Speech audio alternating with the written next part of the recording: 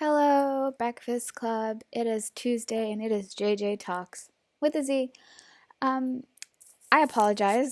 I am filming on my laptop today. I'm not filming on my fancy schmancy camera, and my hair is wet. Very unprofessional, I know, but I'm not feeling too well. And honestly, I woke up today and I was like, shit, it's Tuesday. I completely forgot. So, for the past year and a half, 2 years that I've been on YouTube specifically, I have been kind of trying to figure out where I fit in. And I know that you don't necessarily have to fit in anywhere. That's the beauty of the internet. But I've kind of always been like looking for my place, I guess, what I can contribute. And I felt like once I figured out what I could contribute or what I'm good at, then I could, be even better at it, and make even better content. And it's just been difficult because my views don't really align with anyone else's, I guess. But in recent months, I have found myself kind of falling into the place of being calm and reasonable, I guess is the word you would use. And I'm not saying there aren't other people in the feminist community, in the anti-feminist community, in the great debate community as a whole who aren't reasonable. But I feel as though oftentimes that level of calm, that level of hearing both sides out often comes with a position of being in the middle, being a moderate. And I feel like I have become a lot better than I used to be at being able to be calm and simultaneously hold on to my beliefs, and not have to sacrifice them in order to have good conversation, productive conversation. Um, so, you know, for example, I'm a feminist, and people all the time will be like, you can't be a feminist and be skeptical of feminism. And yes, I can. I can absolutely hear anti-feminists out and listen to their concerns.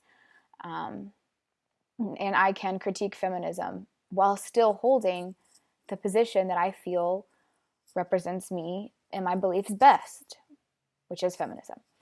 And I'm going to address a few different concepts throughout this video, or movements such as Black Lives Matter, MRAs, feminism, etc. And I don't want to argue in this video necessarily about the validity of any of these movements or the integrity of any of these movements. So I don't want us to get distracted on that. I just want to use them as examples. And being angry is something that I've noticed happens a lot. And I will be the first to admit that I used to be the angry feminist.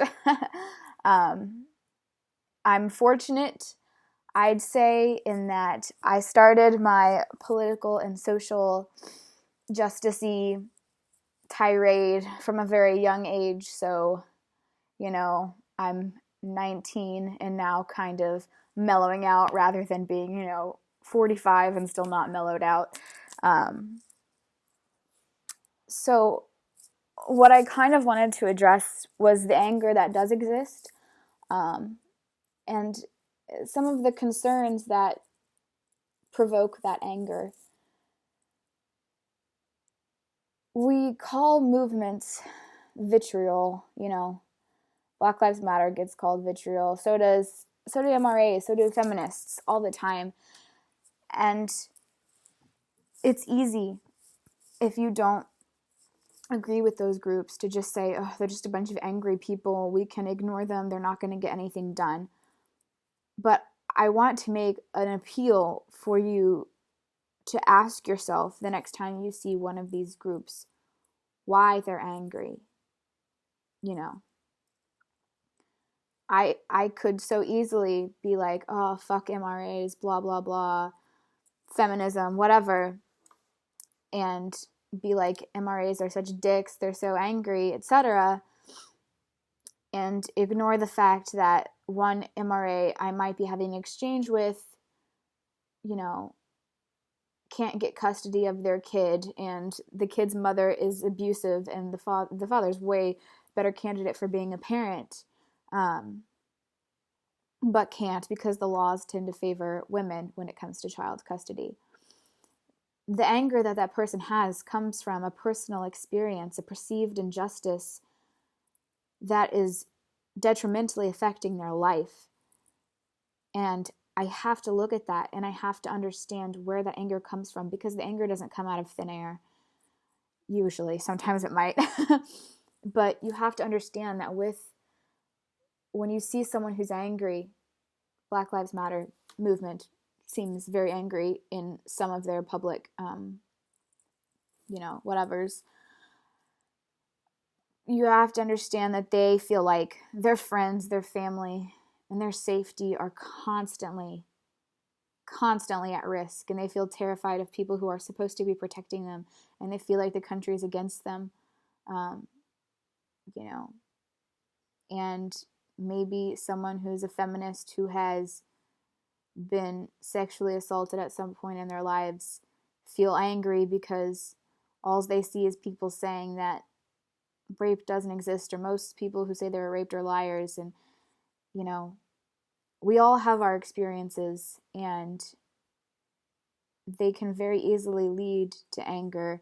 And so when this feminist and this MRA look at each other and they see these labels and they see how angry the other person is, what they're not considering is why the other person is angry, where that anger comes from. You know what I mean? And I feel like that's an important thing to take into consideration. And so where I feel like I have becoming to be able to fit in is in this place where I want to listen to everybody. I want to understand how you feel and why you feel that way, where your anger or your lack thereof comes from. Because I feel like that's important to understanding each other more and to having a more constructive conversation, In this fundraiser that Sketchy and I did for Halcyon, I will link the GoFundMe in the description. Yes, I'm plugging that. I was arguing with someone in the chat, and Sketchy goes, "This is the most fight I've ever got out of JJ," and that's usually true. I usually just try to listen to him when he talks about the things that he believes, or listen to anyone when they talk about what they believe, and try not to be immediately combative. And I am kind of struggling to negotiate how to argue with someone, or how to, counter their points while simultaneously, giving validity to their perceptions, and not just ignoring them completely, because that shouldn't be how it goes. Also, Tofu wants to say hi. And that's all. So I'd like to hear other people's thoughts on this. That's really all I've been thinking about recently. When people call other people angry, it's like, you know what? Maybe try to figure out why. Anyway, I'll see you guys next Tuesday, and Jacob, you are up next.